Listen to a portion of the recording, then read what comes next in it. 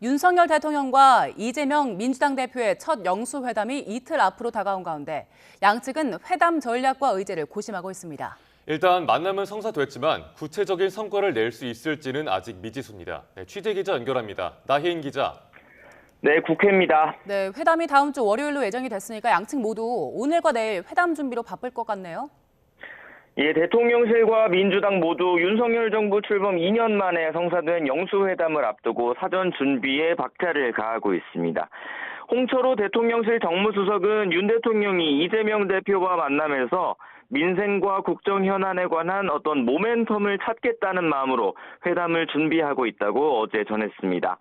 제1야당 대표의 말을 충분히 듣겠다고 밝힌 만큼 민주당이 앞서 의제로 거론한 여러 현안을 듣고 협조를 구할 부분을 찾을 것으로 보입니다.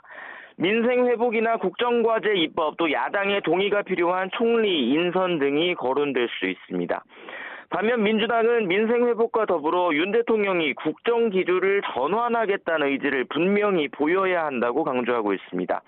총선에서 드러난 민심을 수용해 그동안 거부권 행사나 시행령 통치에 대해 사과하고 재발 방지 약속을 해야 한다는 입장입니다.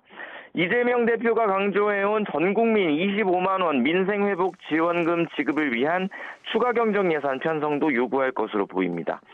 하지만 전국민 지원금 지급이나 민주당이 21대 국회 임기 안에 처리하고자 하는 최상병 특검 같은 쟁점 법안을 두고 입장차가 커서 합의에 다다를 수 있을지는 미지수입니다.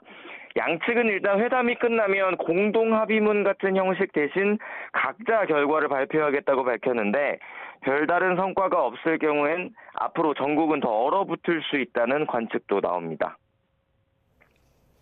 네, 그리고 영수회담 당장 다음 날부터 5월 임시국회가 수집이 되죠? 네, 21대 국회 마지막 임시국회는 오는 30일부터 의원들 임기가 끝나는 다음 달 29일까지 열립니다.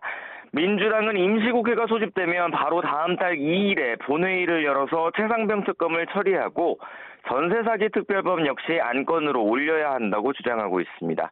당 내부에선 최상병 특검 같은 경우 영수회담 결과와 별도로 반드시 처리할 상수라는 강경론도 나옵니다. 반면 국민의힘은 공수처 수사가 한창 진행 중인 만큼 21대 국회에선 특검 도입을 논의할 때가 아니라는 입장을 고수하고 있습니다.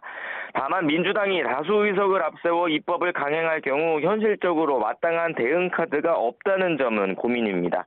총선 참패 후유증에서 벗어나지 못한 상황에서 윤 대통령에게 또다시 거부권 행사를 건의하기도 부담스러운데 일단 김진표 국회의장이 여야 합의 없이 본회의를 열어서는 안 된다고 주장하고 있습니다.